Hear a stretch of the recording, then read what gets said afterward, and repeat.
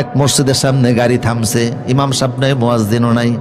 মুসল্লিরা আপনারা কোথায়? কেউ নাই। মুয়াজ্জিন রে কয় আপনি রুমে আছেন নি? কয় হ আছি। তো আজান দেন না? কয় দিছি। কয় কেমনে দিলেন? কয় খাতার ভিতরে থাইকা। বের হন না কেন? কয় প্রচন্ড শীত, অথচ ইসলামে ফজর নামাজের গুরুত্ব সবচেয়ে বেশি। কথা কন না কা? রসুল বলতেন মান সাল্লাল বারদান দাখালাল জান্নাহ, যারা ফজর নামাজ পড়বে অবশ্যই আল্লাহ জান্নাতে ঢুকবে। আবার রসুল বলতেন লাইউলি জান্নাহ আহাদুন মান সাল্লা কাবলা তুলুই শামস কাবলা গুরুবিহা, যারা ফজর নামাজ পড়বে তারা কোনোদিন জাহান্নামের আগুনে ঢুকবে না।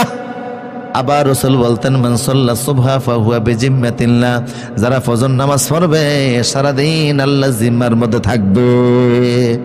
দিনের শুরু করব কোন নামাজ দিয়া? ও নামাজি আমার ঘরে নামাজ পড়ো আজ, বিছিয়ে দিলাম তোমার তরে হৃদয় যায় নামাজ।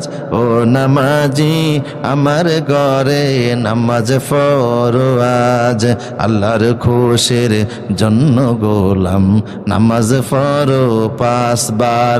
এ নামাজে সফল হবে এ পারো পার জীবনের চারিধার। জোরে বলেন আমিন। আমার প্রিয় সুধী, হযরত ইউনূস আলাইহিস সালাম নামাজ পড়লেন মাছের পেটে। মাছটা ওনাকে নিয়ে সাগরের তলদেশে চলে গেল।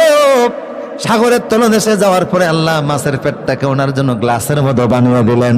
নিচে গিয়া দেখে সাগরের তলদেশে শৈবাল ছত্রাকের সঙ্গে লেগে থাকা ছোট্ট পোকামাকড় আল্লাহর নামে জিকির করে। নবী বললেন তাহলে আমার জবানার বন্ধ করে আমিও পড়ি লা ইলাহা ইল্লা আনতা সুবহানাকা ইন্নী কুনতু মিনাল জালিমিন। আল্লাহ বলেন কাযালিকা নুনজিল মুমিনিন, ইউনূস শুধু তুমি নাও, কিয়ামত পর্যন্ত যত মুমিন আমার কাছে সাহায্য চাইবে সবাইকে আমি আল্লাহ এইভাবে বাঁচিয়ে দিব।